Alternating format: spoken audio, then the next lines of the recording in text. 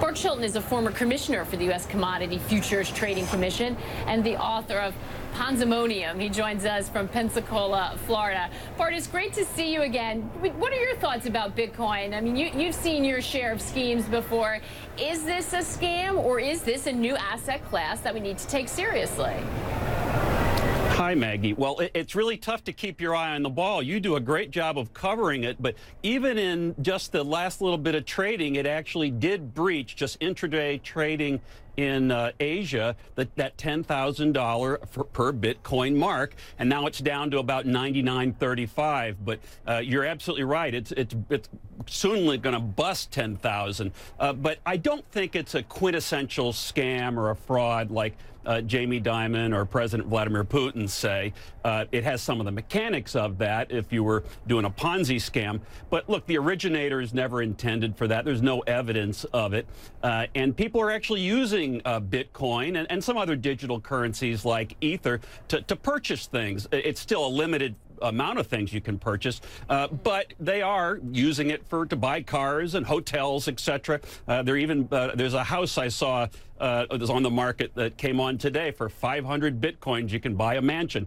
So, that's not a scam. It doesn't mean that I'm totally comfortable with, these levels, even though there are some prognosticators out there. A fellow last night who looks at markets said that Bitcoins could be at $40,000 by the end of next year, Maggie. So, I'm not totally copacetic with all the pricing and the volatility in the Bitcoin market. Yeah. Bart, do you agree with the decision by the CME to think about introducing Bitcoin futures? I mean, and some are going to see that as a validation of it. You're absolutely right. Now, I think, look, it's hard to say, what pushes the price of Bitcoin up. I mean, I've got a few different ideas about it, which I'm happy to discuss. But one of the things I think is what you suggest, Maggie, is that the CME Group adding some legitimacy has probably pushed prices up a little bit. But that doesn't bother me. I have been calling for years for Bitcoin and other digital currencies to be somewhat regulated. I think I was the first regulator to do so back at my old agency.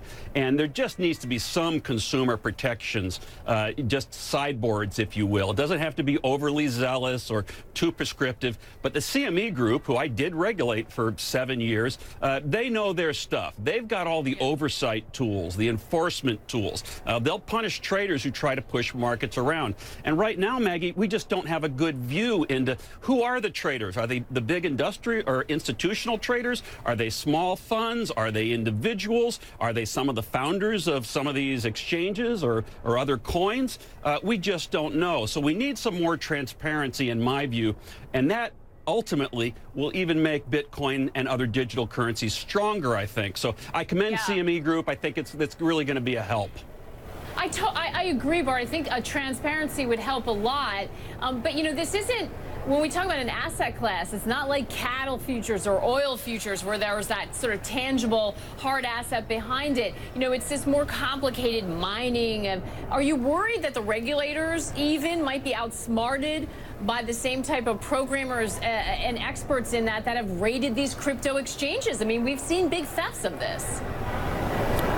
I'm big time worried in general that there's stuff going on there. I don't know it. I'm not privy to that information like I was when we did our weekly closed door surveillance meetings, but it just seems awful suspect to me.